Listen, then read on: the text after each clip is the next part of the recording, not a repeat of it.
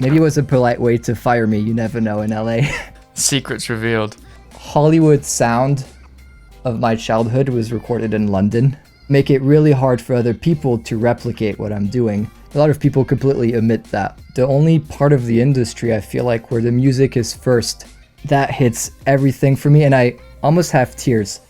Hanging out with your competition sometimes is actually not the best thing to do. That never happens. Finally, and I can die in peace now. I feel like I passed the torch to something else.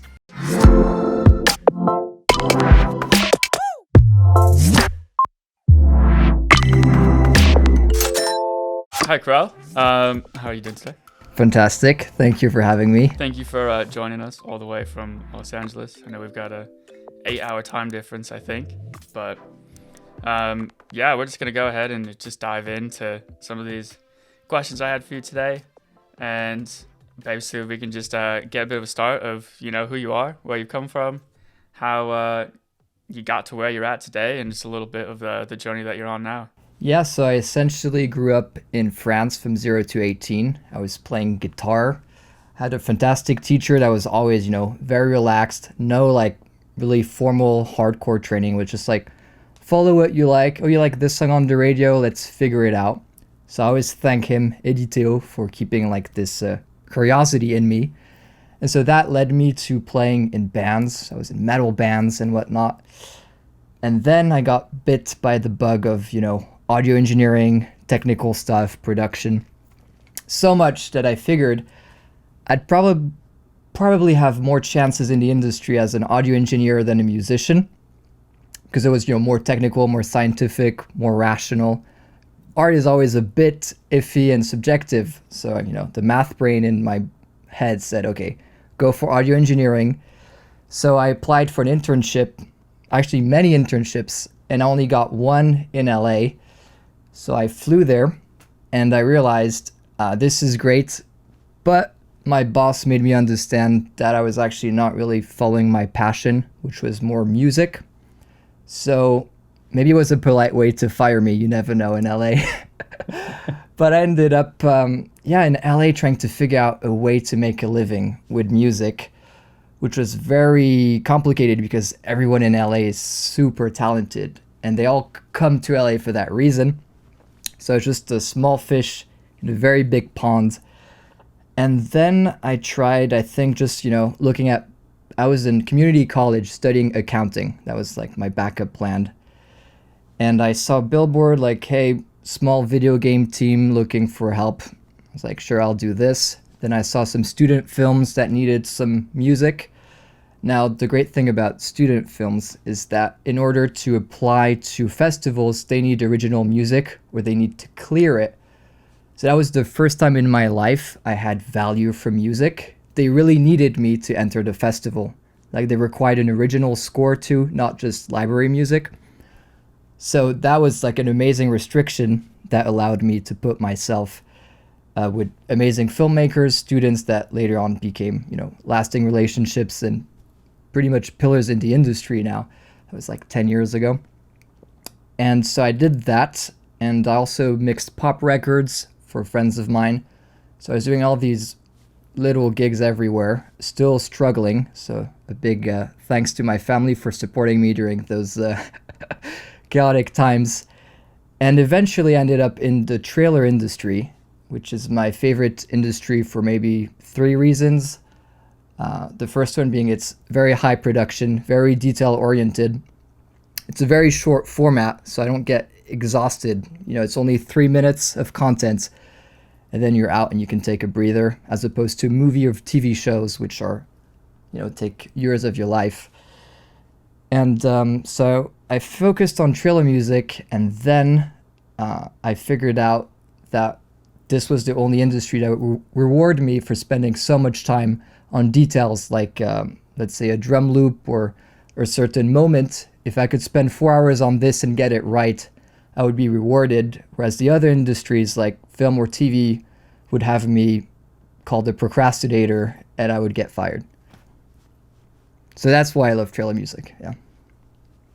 Cool. Yeah, lots to unpack there. I think, beginning with moving from France all the way to Los Angeles. It's a big step to take. And it's a one that a lot of people try to take. So first of all, it's like congratulations for making it all the way through that. Yeah, thank you. And honestly, credit to my family. I had always a backup plan. If I failed, I could come back to my family. So I always had that in mind. And I think a good rule of thumb, because I see a lot of people coming in this city, I think like 2 years is probably a good amount of time to know if you're going to make it in LA or not. Because after 2 years, I wasn't like successful at anything, but I knew that I had opened enough doors and my work was getting recognized to move on forward. I could see a future. But if you stay like 2 years in an expensive city, maybe like London or LA with a lot of industry, you'll get a fast reality check. So yeah, take that in mind when you're moving to another city. Yeah, no, definitely between LA and London, two of the biggest film industries in the world, right? But also two of the most saturatedly talented cities in the world. So you definitely know if you've got the talent or not quite quickly to make it. Um, but yeah, so I guess can you tell us a little bit more about like why you chose music? I guess is it always been something you've really been interested in? It's kind of messed up, but I many times in my life I wanted to give up music because you overdo it and like food, right? If you eat too much, you just have enough of that food. But it always came back. It's like an appetite that's always there.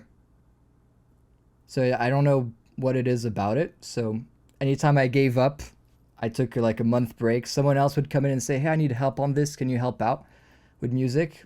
And I'm like, "Sure, let's do it." And then it's fun again, and the whole thing starts again. No, it's really cool. I feel like it's rare these days to find like someone who's had a passion for that long and is still following it all the way through, and has made like a sort of successful career out of it. So, um, yeah, I think that's quite interesting to see. And I was, obviously looking for a stable income when I was in LA, and I was planning to be an accountant. I was studying for that in community college. But yeah, the music was like, I should always do that on the side. I was like, watching YouTube videos of people, behind the scenes, even video production stuff. I love how filmmakers talk about how they shoot stuff. And a lot of the people I met, but most of my clients and friends are filmmakers. So I think that's also a great thing to just have a curiosity and just chat about random gear stuff and movies we like and whatnot. Really cool. So you haven't ever worked in the UK? I've worked for a few people in the UK, composers, Okay. and I think a few of the stuff like distantly worked on were recorded in your main studios, which is Air and Abbey Road, which are legendary studios. For those who Yeah. don't know, Harry Potter, Star Wars was recorded over there. Basically, the Hollywood sound of my childhood was recorded in London. Interesting. That's really interesting to hear. So I guess do you have any like comparisons or like differences, I guess, between um the industry as a whole in London and the UK versus like Hollywood, Los Angeles? So I know from a film industry standpoint, like films are made differently. There's a different look and feel to them. Is it the same I think music? it's funny between the people, the films, and the relationship in the industry, and possibly the budget. So the more you go west, the more you have superficiality and budget and entertainment. And the more you go east, you tend to have the opposite. And so what I find is that LA is very, blockbusters are superficial, right? You only have flashy colors, a story that we've heard 1,000 times, and then, but high production, a lot of effort going into these details. And like European films have maybe like a slightly smaller budget, but are slightly more real. And even the people you work with will, let's say, be more open to like be sincere, not pretend. LA is kind of a city of pretend, which is good or not, depending how you see it. I like it. Everyone's like, "Hey, how are you? How's your day going?" But they don't know you. So you can apply that to basically this multi-scale thing from the movies to the people to the relationships. And what I found is that, yeah, you need to do a bit of both to understand. And I think a lot of actually film directors do the same. I was looking at Taika Waititi. He was saying he does one movie for Hollywood and one movie for his country, which is New Zealand. And they're always like completely different in his mind. So I think it's good to have both. Yeah. Oh, that's cool. I think that's quite a good comparison. They say people are in, I'm from America, so I'm from Iowa. Grew up in Iowa. I've lived in Colorado for a while. Lived out in California for a year. But yeah, the it's not that people like mean to be superficial out there. I think what you said hit it right on the head. They got people will ask you how you feel, but they don't actually care to hear the answer. Whereas like over here, it's almost the opposite. Like people would care to hear the answer, but they're just not going to ask you. Yeah. And I would say even people tend to avoid conflict in LA. And you just go to New York, which is a bit more driven. And like French people are known to be arrogant and too direct in a certain way. And a cool story is John Williams. I want to make sure I get this story right, but on a recording session, John Williams is the guy who did Star Wars, Harry Potter. Fantastic guy, very nice person. And if you, however, fuck up a recording during the break, they'll just remove your chair. So when you come back, yeah, you got the message. Nothing else is said. I was like, that is the most LA thing ever. Yeah, that's one way to do it. Oh, that's great. So yeah, so I guess if we tie it back a bit more into how we can relate um the music industry to the film industry, there's a lot that goes hand in hand. There's so many different forms of like composing music and sound design, all these things. But on that note, can you explain the difference to, I guess, our audience of like what people who aren't in the music world and people who just like watch a movie or see a trailer, what is the difference between composing music and then also by like creating sound design? I think the best and funniest analogy is probably cooking. So sound design is Okay. probably the art of like creating and shaping your ingredients. And music composition is arranging these ingredients together, mixing them up so you get something hopefully tasteful. Now, the funny thing is that what I like in music and what I like in food share similar techniques. So, one thing you'll see is reactive mixing. I don't know if it's an official term, but it's when one ingredient is used to react with the other. So to get like super technical, if you take pasta and you keep the pasta water for your sauce, right? Using bits of pasta to thicken the sauce and it just ties the whole meal together, something cohesive. And you kind of do the same thing with music too. Like a lot of dance music, the kick drum will make react the bass. So every time the kick hits, the bass is going to duck down. That's the sound of like Daft Punk and, French compression, Justice. You can even hear it. People try to emulate that technique then with, automation and all that. But the most tasteful things are when, yeah, elements react together. Even when you listen to a band, the drummer and the guitarist, if they grew up together playing, they'll have this almost shared experience that we like to hear. So I think about that a lot. And one funniest example too is if you look at cuisine like Gordon Ramsay, who talks about eggs and butter being infused at a molecular level together while you cook them instead of adding butter at the end. There's a famous sound designer called Mick Gordon and composer who did the Doom soundtrack, some of the best music I've ever heard, very aggressive metal. And he would take, let's say, two sounds like a sine wave, and like, I'll record that again. Sorry, you scrap that out. You can take a sine wave like, and then add noise on top. So you mix them together, and then you cook them together through distortion.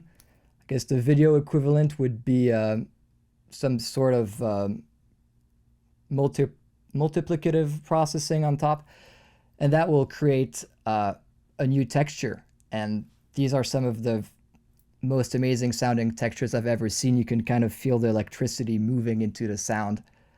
Something fascinating. Really cool. Yeah, I guess with that, what would you describe as like your style? Like, how do you approach um your process? So I would try to, like I said, make things really react together. So in music, one way to do it is to have a very complex pipeline that you put at the very end. So if you're going to guess in video, you could put like a ton of effects on your whole output, right? And then whatever you feed into it is going to react through this output. So I'm using a lot of techniques that not only allow for unique sounds, but make it really hard for other people to replicate what I'm doing because I actually don't really know what I'm doing. Secrets revealed. No, that's great. So yeah, so I had a question here. Again, related back to um, watching film. Again, I'll probably relate more of this stuff back to film rather than gaming, only because that's what I know more about. But film and TV, people, as a general audience member, you listen to a film, you watch a film, and I guess some of like the best films, you kind of just hear the audio track. Like you don't, like you know it's there, but you also aren't like consciously being like, oh, what a great sound, what a great like um audio track and stuff. And I guess like how they don't think about it beyond that as part of their film watching experience. So how important is it for the music to be like in that sense a part of the film and subtle at the right times? Like how important is that to the storytelling process? I actually am the same way. You would think maybe I care more about the music, but if the movie's good, I usually really don't pay attention to the music. It operates, like you say, on a more like subconscious level. However, I think directors do maybe three deliberate moments for music. Usually the opening has great music and not a lot of story going on. It's just like setting a mood. Probably a climax. You think about E.T., on the bicycle. Like the music is really taking a lot of space. And then the credit song. And everything in between usually operates on a subconscious level. And I think that's deliberate from the director trying to, shift the focus in and out between either characters, action, music. I think Arcane, the TV show, understood that really well. Like they wanted every episode to have one strong musical moment, so they would hire artists for like a little 3-minute segment and have a great opening and ending. And of course, there's exceptions to the rule, which are, for instance, one of your British composers, Daniel Pemberton, who did Into the Spider-Verse. Have you seen that movie? Yeah, I love that movie. Ah, it's so good. It's such a good movie. Every department went out of their way to create unique visuals, unique sounds. Everything was so inspired that my attention was everywhere. And yet the story still maintained a thread that my brain was focused on. But I remember thinking the music is also amazing the whole time. So I think story shouldn't be an excuse to write music on a subconscious level. Just write great music that fits the picture and don't think much about it. Yeah, no, well said. I think that's probably one of the best examples I think you could possibly give for like a fully immersive movie. Like it just from beginning to end was so good visually and like all of your senses, I swear, were just like tingled the whole time. It's masterful. I don't know how anyone can top that. Really inspired. Like sometimes, to be honest, I go online and I watch the clip where Miles jumps from the tower. Yeah. That hits everything for me, and I almost have tears of respect because I can see all the departments trying their best and having a director and producers able to just tie all the departments together to create a perfect moment. It's like stars aligning.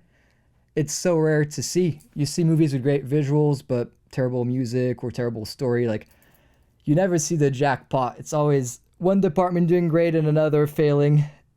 And Yeah. once every, I don't know, honestly, every century, it feels like something aligns. And Spider-Verse is one of them. Yeah. Yeah, it's a rare gem. I agree. Yeah, so let's you're more into well, I mean, your career now is in your favorite stuff's trailer work, correct? I guess you call that a sync track. Am I correct? So yeah, I guess what's your process in making it? How's that? I mean, obviously from a visual standpoint, we know that like trailers are very engaging. But from like producing audio and creating a track for that, how is that process different than other work? And I guess what would make a successful trailer? So I think a good way to look at it is as if you're writing an essay or a story. You need a very strong thread that you can maintain the whole time and not really deviate from it.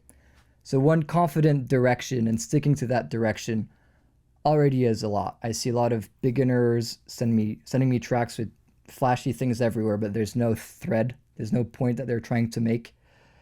And then, like any good essay, you need word choice, which is the sounds you use, sentences, melodic phrases, or just sound design sequence that are satisfying to listen to. And every paragraph would be like a new idea that is still on the same thread. So you introduce a new idea, show it from different angles, and then go on to another idea.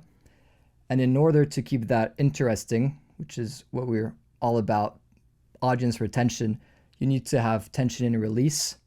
So what I think a lot about story. I was watching this South Park behind the scenes where the creators were saying when we write an episode, we have this board and we have if, however, therefore. So a situation comes in, however, Cartman messes it up. Therefore, all his friends are trying to kill him, and then you start that again and again. So we're addicted to this, tension release. So you do that through words, but you also do that through music with chords or sounds. Some chords are very like stable, very harmonious, and you can like listen to that forever.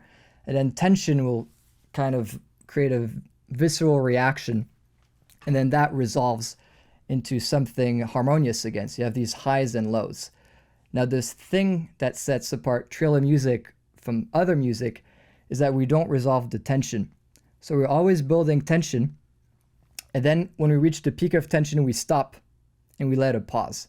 That's why you always see a trailer with a lot of pauses and they insert a joke or like, hey, John, this is the end of the world. What's next? And then you go back into another section. So if you want to create a successful sync track, I would say, or at least for trailer music, really focus on building tension. Don't resolve it immediately and wait for the appropriate moment to then resolve it. And the irony of it all is if you look at trailers, at least the trailers I like, they resolve the tension on the title of the movie. So it's subconsciously saying to resolve the tension that you're seeing on screen, you need to go see the movie. No, that makes a lot of sense actually. Um, how does how does it work for you specifically? Do you, I guess, in the trailer you have the visuals and the audio. I'm assuming you're not like cutting up visuals and stuff as well. Do you get like a visual track first and then it's up to you to compose a track to it? Or is it more of like a simultaneous collaborative effort? That's actually a very good question, and it's the only part of the industry I feel like where the music is first. So they usually pick music and they edit on top. So music is the backbone of the trailer. And you can think about it like a music video. They cut to the beat. They'll also actually, editors are music wizards too. They'll move the songs around to create moments when they need to do it.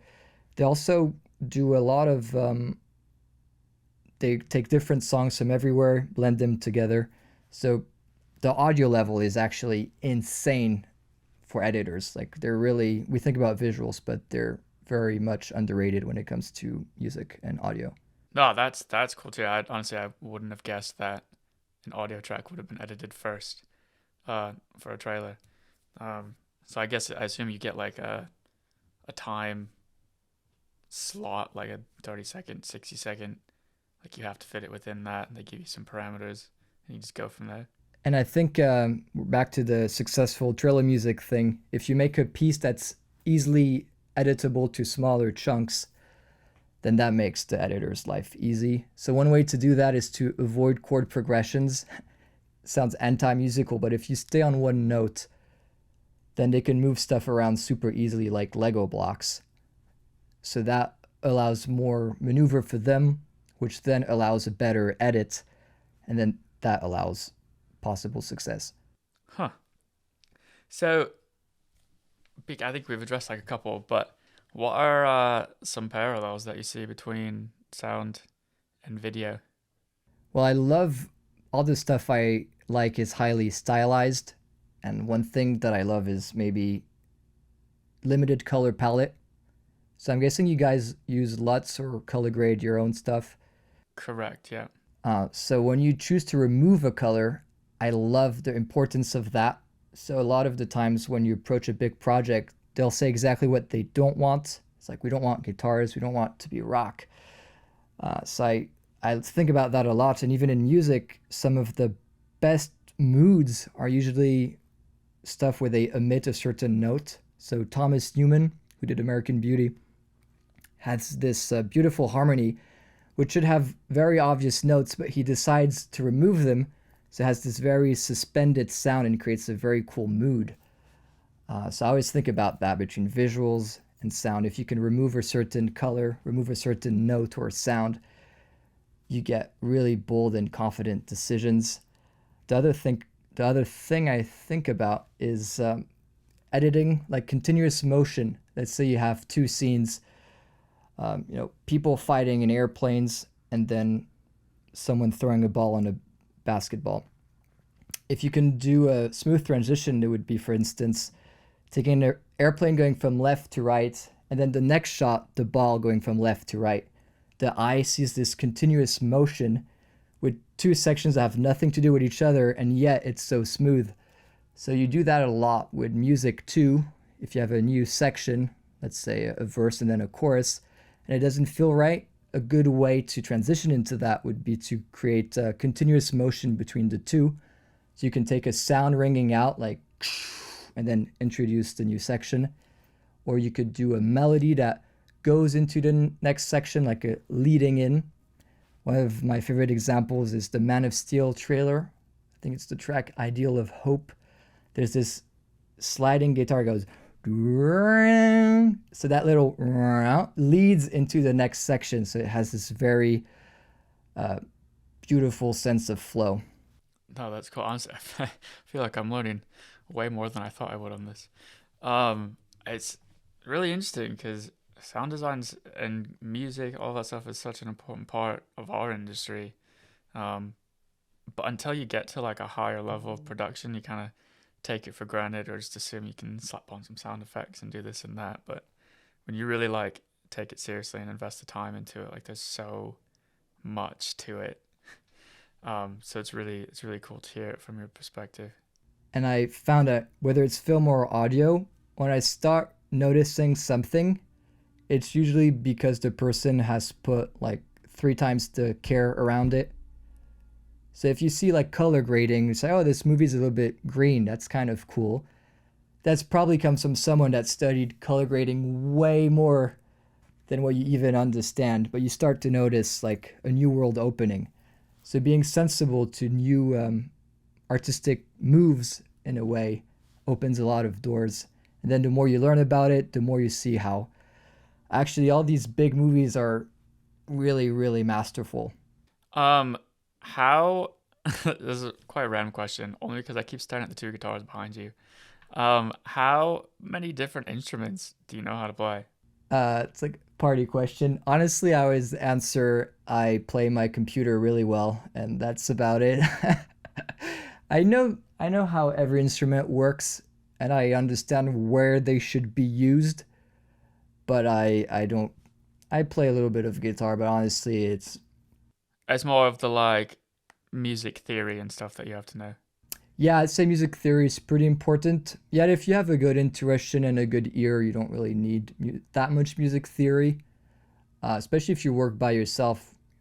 If you're in a band or an orchestra, it obviously helps. But you can definitely make it to where I am today, knowing nothing about theory, but having really good taste and a sense of quality standard. Um, and also, I would say I use guitars a lot because everything's a bit sterile with computers. Even piano. Okay, to make this simple, emotion I think comes from pitch movement. So we recognize a human's emotion based in the voice, and how they, inflect stuff up and down. Are they confident? Are they asking a question? All that is based on pitch.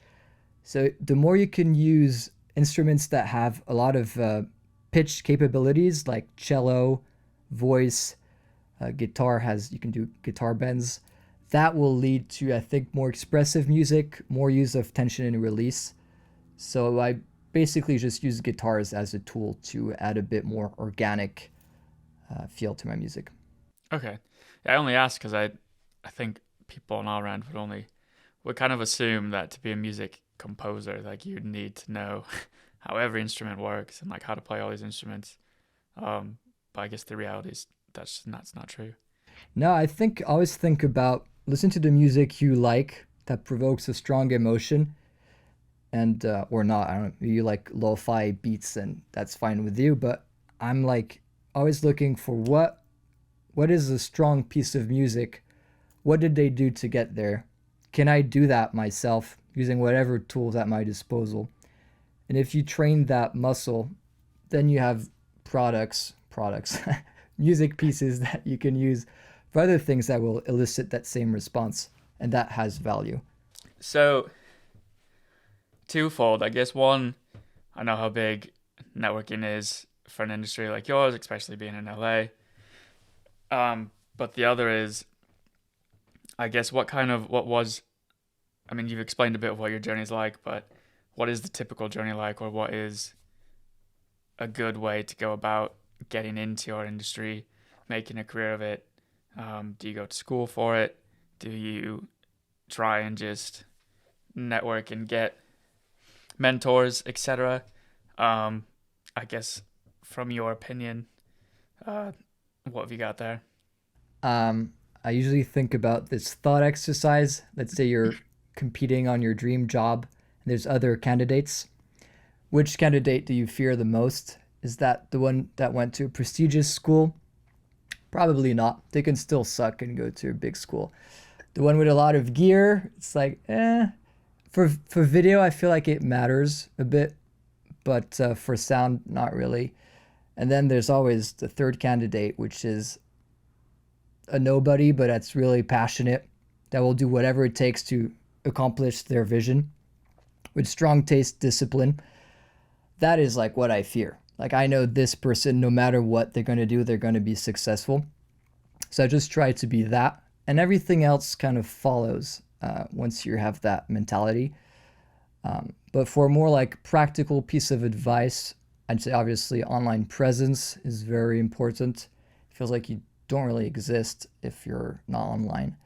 I think so. At the start, probably take references from pop culture, put your twist on it with something you're really good at, do it in a video format. That seems to be the what I'm observing working right now for a lot of people. Then you have the more discreet route, which is just partying with people, making friends, and when they need help, you're here to help them, and that builds like trust and relationships that last forever and potential work. So I'd say these are the two angles, and the other one is be sensitive to what works on you. So when was the last time you saw an ad that had something that made you go, "Oh, I need to buy this," and then you went on and bought it? That's actually kind of crazy.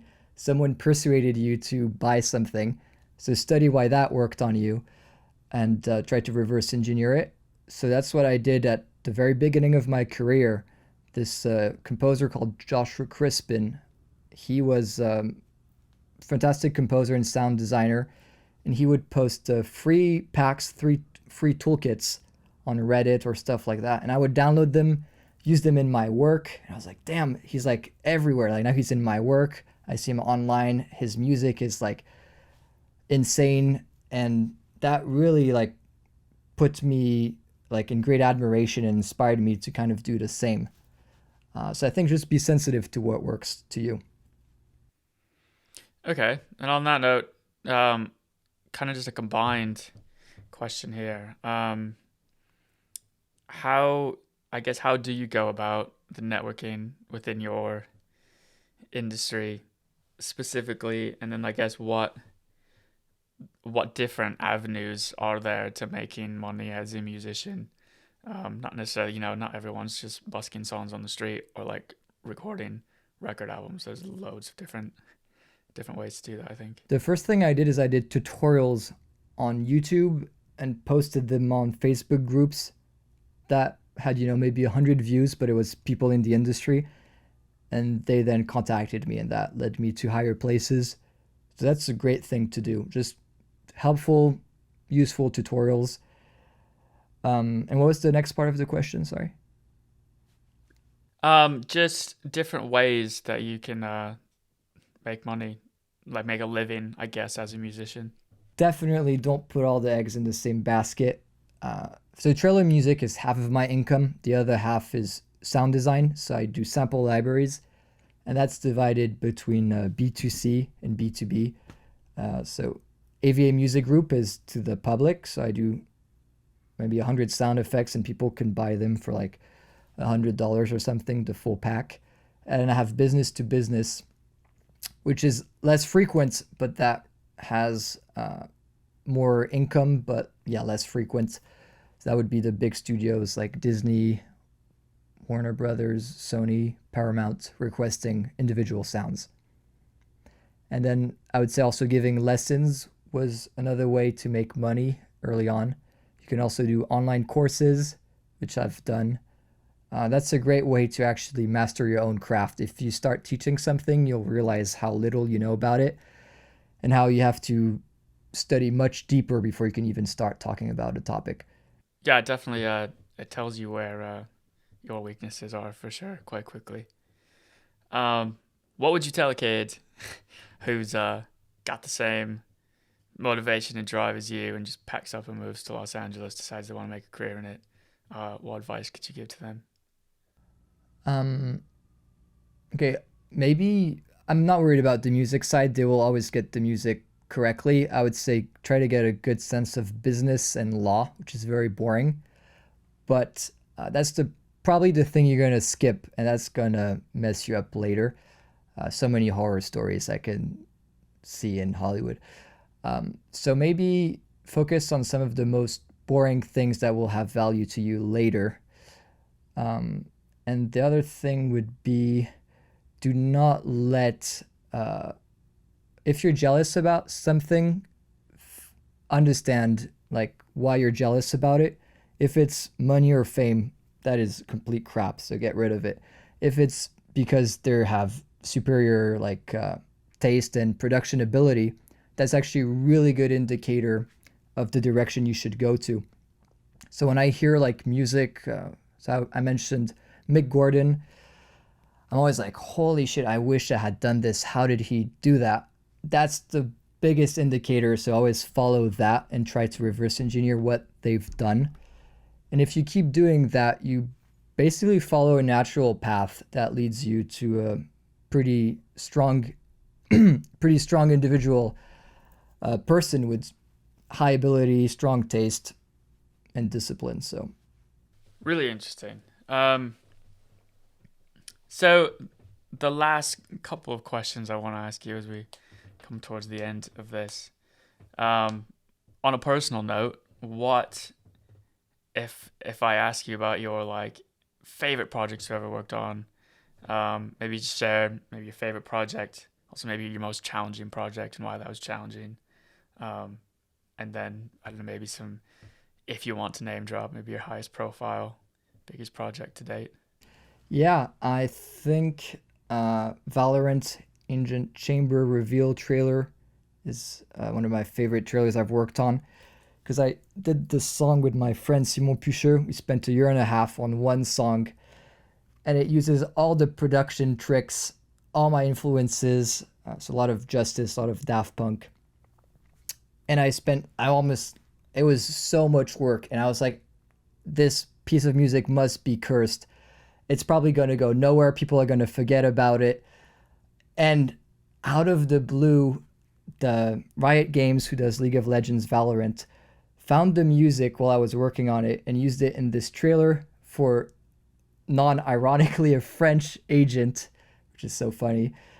And I found it so cool because it represents French culture in a very modern way. I think people think about accordion, croissant, baguette, as French music, Amélie. And it's like, wow, actually, Justice and Daft Punk is the sound of France. And they acknowledged that, used my music, and it's, I think, some of my best music. And people in the comments also like it. So again, jackpot. It's like music I like, music that got approved in a trailer, an audience likes it. That never happens. It's usually 1, 2, or 0. But I was like, yes, finally. And I can die in peace now. I'm like, I just did what I wanted to do. And you can even see now people trying to recreate the song, people using it for their own projects, shooting films around it. So it's like, I feel like I passed the torch to something else. That's really cool to have a piece like out in the world that other people are that influenced by. And I would say I listened to Justice when I was, maybe 15 years ago. And for 15 years, I tried to like get close or understand what they were doing. And I feel like just an homage to Justice after like 15 years of figuring out their work. No, really cool. That's about all I've got for you today. The last thing I'm going to ask you is if you've got any recommendations for people who are looking to, I guess, learn to do what you do, anything like that. Said, reading recommendations, tutorials, whatever that may be. To understand your brain, I like the book Deep Work by Cal Newport. To understand business, which helped me a lot, I liked the Almanac of Naval Ravikant. And then for music in general, again, I would say maybe listen to the music you like, get curious about the artists behind it, watch behind the scenes, and they're usually going to name drop a few artists that influenced them and then study that. So you kind of have a tree. I don't know if you like, I don't know, a Drake and you see like Noah Shabib did some production. You go on him and see what he has done and then kind of figure out what your taste exactly means and what it's built on.